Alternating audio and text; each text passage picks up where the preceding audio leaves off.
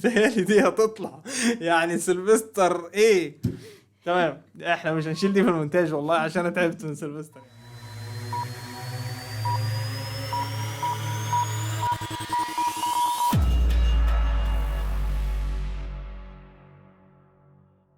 يا مساء الفل، ازيكم عاملين ايه؟ يا رب تكونوا بخير.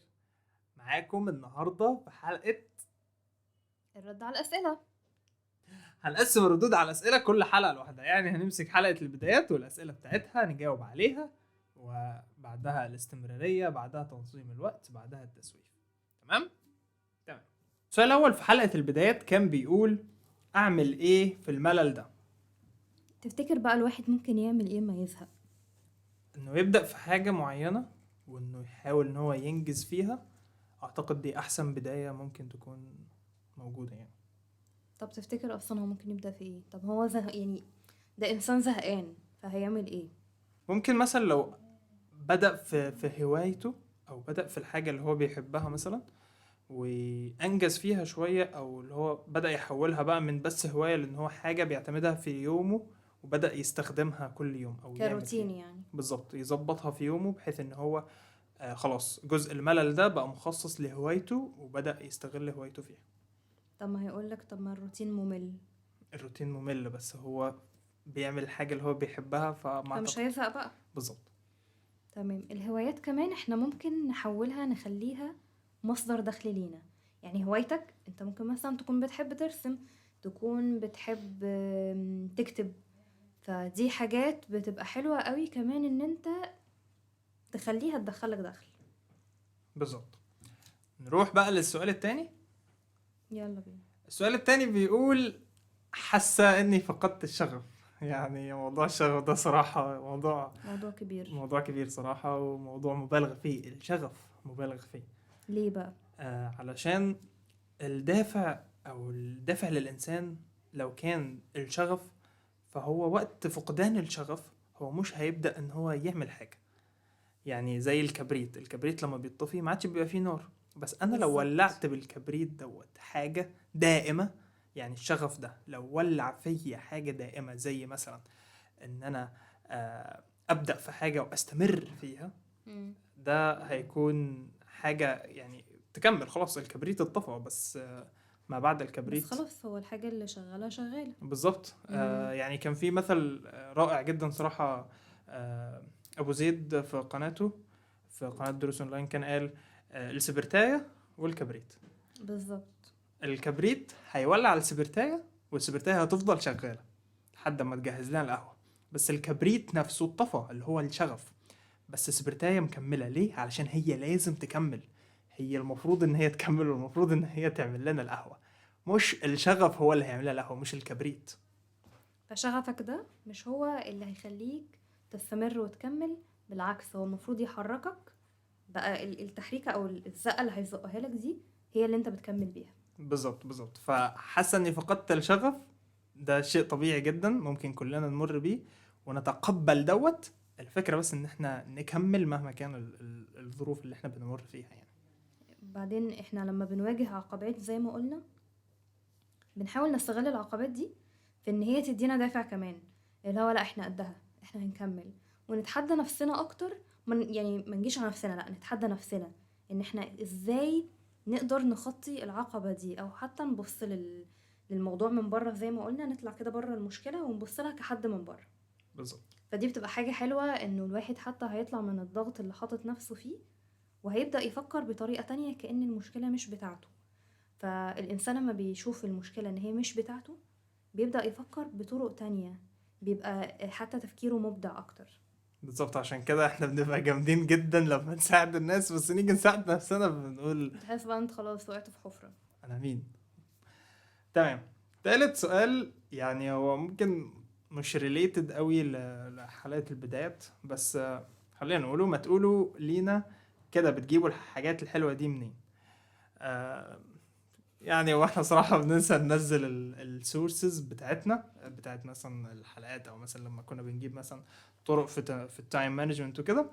بس خلاص ان شاء الله هنحطهم في الديسكريبشن من ان شاء الله الحلقة ديت. يعني الحلقة دي ما فيهاش كلام كتير، بس خلاص يعني هنكون بنابديت الحلقات اللي فاتت باللينكات يعني بتاعت السورسز بتاعتها. ان شاء الله. تمام. هو في سؤال بقى ظريف شوية بيقول: حد يعرف استاذ فتحي الباب غلط في ايه؟ اي اي حد. حد. استاذ فتحي الباب غلط في حاجات كتير جدا، كان بيتصرف بعشوائية شديدة، دخل مستعجل الأوضة وساب الباب مفتوح. الباب، سبت الباب مفتوح. وسيبان الباب مفتوح أسوأ غلطة ممكن يعملها الموظفين، علشان ممكن نجيب لنا معانا سؤال الرابع بقى والاخير في حلقة البدايات، وهي: ليه بس البدايات هي اللي جميلة؟ ليه مش كل المراحل جميلة هي كمان؟ تفتكر ليه يا سارة؟ البدايات بتبقى حلوة علشان بتبقى بتجرب حاجة جديدة، وبعدين زي ما قلنا بتحس كده ان الحماس بتاعك بقى بيقل ومش عارف تكمل، فبتبقى عايز دايما كل حاجة تبقى زي البداية كده بحماسها قوي، والحماس شغال دايما ومبسوط بقى ان انا بدأت حاجة جديدة. الله. بس طب انت ممكن تكمل بقية الحاجة بنفس الحماس.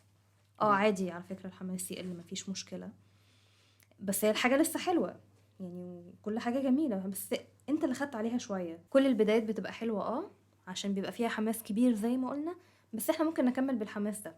الحماس ممكن يقل برضو، بس ده شيء طبيعي جدا، بنبقى خدنا على الحاجة، فاللي هو الإنسان لما بيعتاد الشيء بيحس انه ما بقاش حلو زي الأول، فدوت بيديك فرصة انك تجدد في الحاجة اللي انت بدأت بيها، فتحس كأنك بتبدأ لسه تاني بنفس الحماس، بتبدأ حماسك، مش بتبدأ الحاجة من أول وجديد، يعني اللي هو زي تجديد الطاقة، تجديد نشاطك، تجديد حماسك بقى. بالظبط. ولو رجعنا لمثل الكبريت والسبرتاية، نرجع بس للكبريت. الكبريت كان الشغف، والشغف في دماغنا بيفرز هرمون الدوبامين. هرمون الدوبامين هو اللي بيخلي فيه اللذة، هو هرمون اللذة. فلذة البدايات بيفرز معاها هرمون الدوبامين ده. يعني احنا بدأنا ندخل في علم الإنسان شوية، بس الدوبامين ما بيكملش معانا للآخر. عشان كده الحاجة الحلوة ما تفضلش حلوة لحد الآخر. احنا اللي بنحاول ان احنا دايما نستمر في ان احنا نعمل حاجة ديت، مهما كانت بقى هي خلاص حلاوتها راحت، حلاوتها ما راحتش، زي الشغل، زي الجامعة، زي اول سنة في اي حاجة مثلا، حتى في العلاقات معانا مع اصحابنا بنلاقي ان مع السنين الوضع بيبقى اصعب. كده خلصنا اسئلة حلقة البدايات، بينا نخش على حلقات الاستمرارية. اول سؤال بيقول: شايف ان اللي بيخلي الانسان ما يكملش هو الوسط المحيط بيه؟ يعني مثلا لو صحابك فضلوا يتريقوا عليك، وحتى لو انت مقتنع، هتيجي في يوم مش هتستمر الا لو انت مؤمن باللي انت بتعمله فعلا، وده مش كل الناس بيعملوه. هو كلام سليم جدا يعني، هو مش سؤال، هو نصيحة هايلة يعني. اللي بعت لنا صراحة يا سيلفستر، هو الصوت بيطلع؟ لا يا حبيبي كمل. متأكدة؟ ايوه. يعني انا شايف صراحة اللي بعت المسج ديت يعني شكرا جدا، انت قلت كلام حلو جدا، او انتي قلتي كلام حلو جدا. بس احنا بنأيد الكلام ده فعلا، انه الانسان لازم يكون مؤمن بالحاجة اللي هو بيعملها، وما يخليش الكلام السلبي اللي حواليه يأثر عليه بصورة كبيرة. هو ممكن ياخد النقد بتاعهم دوت ويثبت لهم، طبعا هو مش بيثبت لهم هم، هو يعني بيبين ان هو فعلا صح، وان الحاجة اللي هو مؤمن بيها وبيعملها ماشية معاه ومتناسبة معاه. هو مش شرط تكون حاجة اللي انت بتعملها لايقة مع غيرك او مع تجربته، انت ليك تجاربك الخاصة، ليك شخصيتك الفريدة، محدش فينا شخصيته زي التاني. فكونك انت متميز عنهم وعشت التجربة بشكل مختلف، هم ممكن ما يكونوش عاشوها اصلا، ممكن ما يكونوش جربوا، فبيدوك بس كده وجهة نظرهم هم، مش شرط ان هي تكون ماشية معاك. فانت جرب الحاجة دي طالما انت مؤمن بيها، وخليك ماشي وراها. تمام. وبيكمل بيقول: غير الوسط المحيط، الانسان بطبعه ملول وبيميل للراحة، واكبر برهان على كده ان عدد الناس الناجحين مش كتير مقارنة بعدد البشر اللي الكل كان عاوز ينجح فعلا من غير مجهود، which is impossible. اتفق جدا جدا جدا مع المسج ديت يعني. اتفضل يا سارة. في طبعا اعلانات كتير بقى بتطلع يعني بتناقض الحاجة دي جدا، اللي هو ازاي تعمل فلوس بأقل مجهود ممكن وانت نايم مكانك، وانت نايم على السرير. يعني انت ممكن تكسب ملايين النهاردة، ملايين الدولارات، وانت حاطط رجل على رجل كده بضغطة زر واحد. الحاجات دي كلها على فكرة فيك جدا ومش حقيقية واغلبها نصب بصراحة. بالظبط. ما تعملوش ده يعني. وفعلا كمان علشان اغلب الانفلونسرز مش بيبان قد ايه هم تعبوا مثلا، او مش شرط بس الانفلونسرز، الناس ناجحين احنا مش بنشوف مواجهتهم والحاجات اللي هم خاضوها علشان يوصلوا للمرحلة دي. فاحنا بنفتكر دايما ان هم وصلوا في ثانية، فاللي هو احنا اول ما نيجي نبدأ بنمل او مش شرط بنمل، يعني بنيأس علشان ما وصلناش للي هم وصلوا له. بس اكشلي هم ما اخدوش يوم او يومين او شهر او شهرين، هم اخدوا وقت، بالظبط. اخدوا وقت كبير جدا. عشان كده احنا بنمل علشان احنا مش عارفين الفترة المحددة اللي ممكن الواحد يوصل فيها للنجاح دوت، عشان هو مفيش فترة محددة لكل شخص، كل شخص بياخد فترته علشان ينجح. بتهيألي دي هتطلع يعني سيلفستر ايه. تمام، احنا مش هنشيل دي في المونتاج والله عشان انا تعبت من سيلفستر يعني. بس تمام. السؤال الثالث او المسج الثالثة، ايوه. دي بنت بقى بتقول شايفة ان دوافع الانسان للاستمرار انه يتحدى نفسه ويتغلب على الملل اللي جواه، وانه يقنع نفسه اولا انه اتعب دلوقتي عشان ارتاح بعدين. ممكن بعدين دي تبقى بعد سنة او 10، مش مهم، المهم انك تسعى وزيادة. محدش نام صحة لقى نفسه ناجح. يعني ملخص الكلام اللي احنا قلناه ردا على المسج اللي فاتت صراحة في المسج ديت. فشكرا جدا ليك. يعني في تعليق يا سارة؟ هو مفيش فكرة انه اشتغل دلوقتي عشان ترتاح بعدين.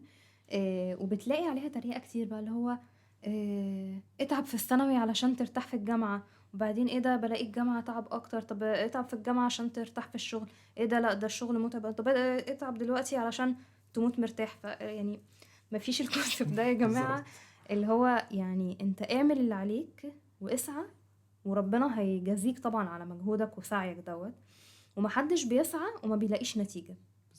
كل اللي بيسعى بيلاقي نتيجة، والمجهود اللي انت بتبذله اتأكد ان انت تكون بتبذله في مكانه الصح، يعني ما تكونش بتدي مجهود على الفاضي. رابع مسج معانا وبتقول القاعدة العامة اللي لازم أي حد يثبتها في دماغه إن النجاح بيحتاج وقت، وأي نجاح سريع بنشوفه مع أي حد ما بيبقاش سريع زي ما احنا متخيلين، وبيبقى فيه كواليس كتير ما نعرفهاش. فبلاش النجاح السريع اللي بتشوفه مع بعض النماذج يحسسك أو بيحسسك يعني إن هي دي القاعدة، ويخليك في حالة غليان وعدم رضا عن نفسك طول الوقت. اتفق جدا.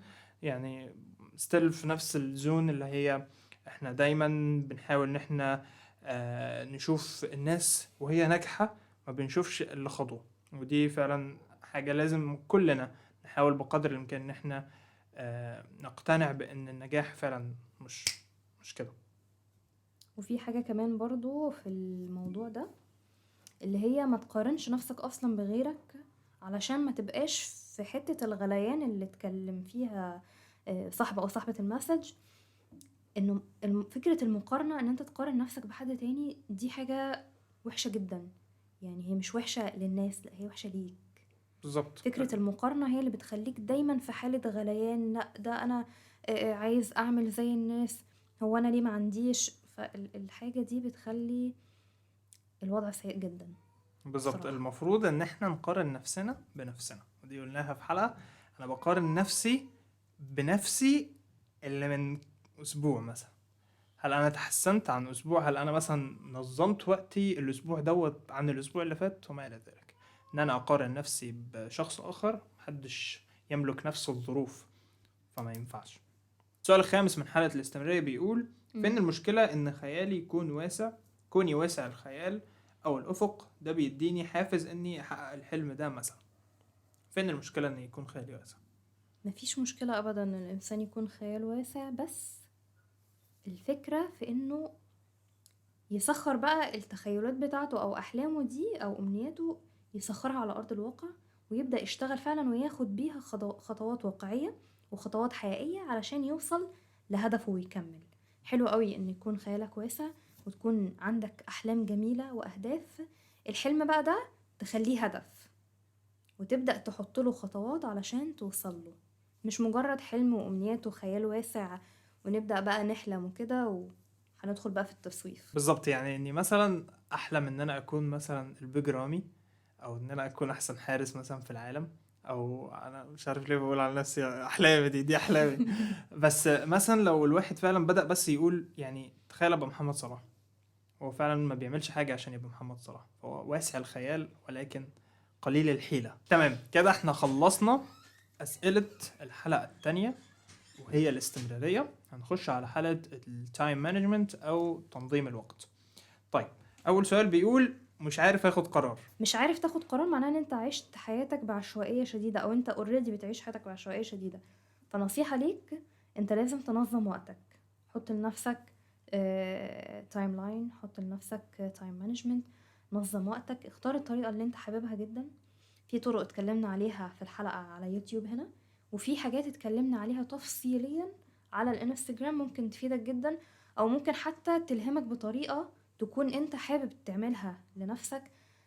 مش شبه الطرق اللي فاتت، لكن انت هتقدر تعمل دوت، وده هيخليك تعرف تاخد قرار، تبقى انسان حازم، عارف انت بتعمل ايه اللي ناقصك، هتقدر وقتها تاخد قرار فعلا يساعدك في كل حاجة.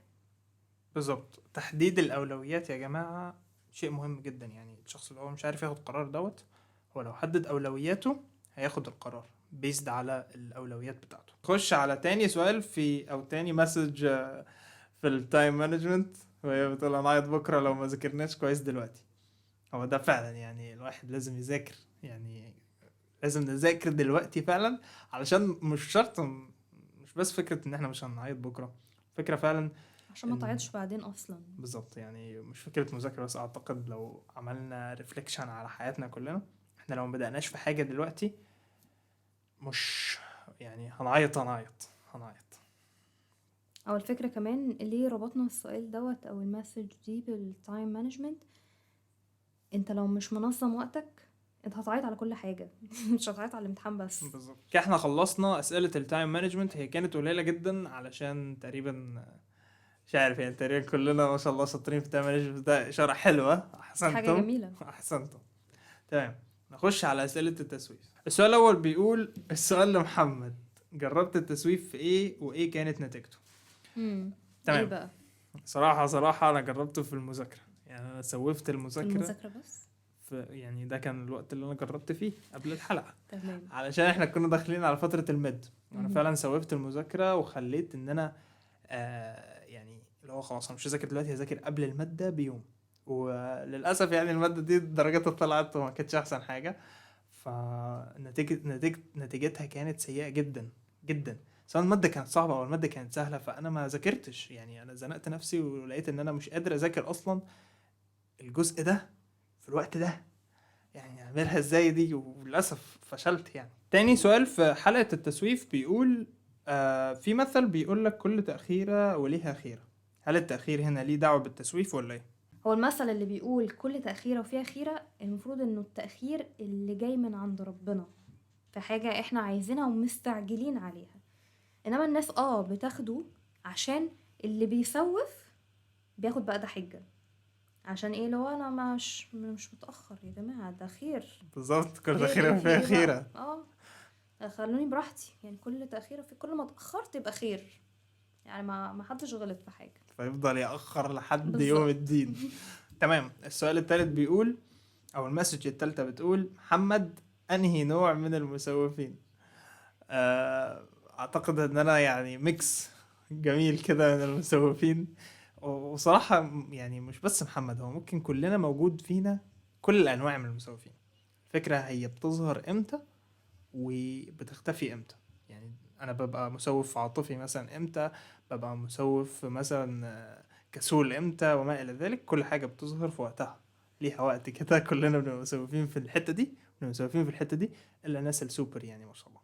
بس في فكرة في التسويف، انت لما تقفش نفسك بقى كده وانت مسوف، يا ريت تعالج الموضوع ده، يا ريت يعني تعترف لنفسك كده وتبقى صريح، تقول ايه ده انا فعلا دخلت في زون التسويف، فتبدأ تلحق نفسك. بالظبط. تمام، احنا كده خلصنا الأسئلة كلها تقريبا ريليتد للحلقات. هنخش معاكم كمان شوية في الأسئلة اللي هي ملهاش علاقة بالحلقات، بس احنا كده عرفنا ازاي الحلقة بتمشي. هتبقى عبارة عن بودكاست بنجاوب فيه على أسئلتكم كلها اللي انتوا قلتوها، يعني مظبوط. زي ما انتوا حابين. يعني أي أسئلة انتوا تسألوها هنجاوب عليها، سواء ريليتد للحلقة أو لأ، بنجاوب عليها كلها. يعني هنبدأ ندخل دلوقتي في الأسئلة اللي ملهاش علاقة بحاجة. اللي مالهاش علاقة بالحلقة. بس قبل ما نبدأ نجاوب على أي أسئلة اتسألت لنا بره الحلقات أو بره المواضيع اللي بنتكلم فيها، احنا عايزين نشكر كمان كل الناس اللي شجعتنا وقالت لنا كلام إيجابي وحلو مكان الأسئلة. فاحنا بجد بنحبكم جدا وبنشكركم جدا. خدوا قلوب. بالظبط، يعني عشان مش هنطلعها اكيد في الحلقات الاسئله، فشكرا جدا ليكم. تمام، هو في اسئله راندوم بتطلع لنا من، يعني انت مثلا لو دخلت على NGL هتلاقي ان في randomized questions، لو ضغطت عليها كده بتبعت اي حاجه. فاحنا نقينا منها شويه اسئله بقى علشان يعني كادوا من فرط الجمال اذوبوا يعني. ففي سؤال لذيذ جدا بيقول how many hours of sleep you get last night. اخر نومه كانت كام ساعه يعني؟ مش فاكر يعني صراحه، 8 ساعات ممكن او 12 ساعه من الحدود دي يعني. هو كان كده ميبي علشان كان يوم اجازة، فممكن الناس بتاخد راحتها شوية في النوم في بالظبط. الاجازة. بس ده لا يمنع ان احنا برضو يعني نلتزم بالخطة اللي احنا حاطينها لنفسنا. بالظبط، يعني ننام يا جماعه مفيش حاجه. تمام، what is your favorite sport؟ ايه الفيفوريت سبورت بقى؟ كوره اكيد. وانا قولوا لنا في الكومنتس. تفتكروا ايه الفيفوريت سبورت بتاعتي بقى؟ شوفوا يعني، قولوا لنا في الكومنتس كده. تمام، في سؤال بيقول what is the stupidest thing you thought as a kid؟ انا مش في ايه دماغي الحاجة حاجه بقى صراحه. اللي انت فكرت فيها كانت اغبى حاجة او اغبى حاجة كنت مصدقها وانت صغير؟ ممكن ان الواحد لما بيكبر، دي صراحه علشان يعني هواجهها كمان كام يوم، ان انا في اول شهر باجي اشتغل فيه انا بدفع للشركه فلوس. مش انا يعني مش انا اللي باخد فلوس، انا بدفع للشركه فلوس. اللي هو ازاي يا ابني، انا كنت معتقد كده. سبحان الله. طب احب اقول لك بس حاجة، في ناس فعلا عشان تشتغل بيدفعوا فلوس في البداية. في بعض المهن يعني انت بتدفع فلوس عشان تشتغل وعشان تطلع معاهم وعلشان تبان وعشان تعمل كارير. فدي فعلا فكرة موجودة، بس دي ما عرفتهاش غير لما كبرت فعلا. سبحان الله ودي يعني. ما كانتش فكرة مصدقة من وانا صغيرة بصراحة. يعني احب اثبت لك يا محمد ان انت دي ما كانتش فكرة غبية، هي فكرة غبية موجودة على ارض الواقع. سبحان الله. شكرا للطفل اللي بداخلي اللي وقتها كان صح. تمام، هو في برضو مسج موجهة ليا بيقول او بتقول ليه محمد بيقول كل امثلته كلها عن الجيم، في حين انه ممكن يستخدم امثلة اكتر من حاجة. هو الامثلة اللي انا ما بكونش مجهز لها، يعني انا بكون مجهز امثلة، بس الامثلة اللي ما بكونش مجهز لها بستحضرها على طول من الجيم، علشان هو من الروتين اليومي بتاعي. الجيم اقرب حاجة مثلا كلنا اصلا بنحاول ان احنا ننزلها فعلا، مش بس محمد، يعني هو اغلب الناس الجيم شيء مقرب ليها او اللي هو شيء روتين. كلنا بنحاول فعلا ان احنا يعني نلتزم في الجيم، وكل واحد بيحاول ان هو يخلي نفسه صحيا احسن. بالظبط. فلو يعني الجيم كلنا حاجة بنعدي بيها يعني. بالظبط يعني، ونختم بقى باخر حاجة صراحة علشان ضحكتني شوية. بسم الله ما شاء الله عليك يا محمد، كبرت بقيت شطور يعني. مش عارف اقول ايه شكرا يا صراحة. جماعة. شكرا يا جماعة. بالظبط. وبس كده احنا ممكن نقفل وننهي حلقتنا في الحتة ديت. مم. ده كان اول بودكاست في البرنامج. شكرا جدا ليكم والله على اسئلتكم وتفاعلكم. نشوفكم ان شاء الله مبسوطين جدا كمان بكلامكم الحلو اللي وصلنا. شكرا جدا ليكم بجد. بالظبط. نشوفكم على حلقة جاية او بودكاست جاي.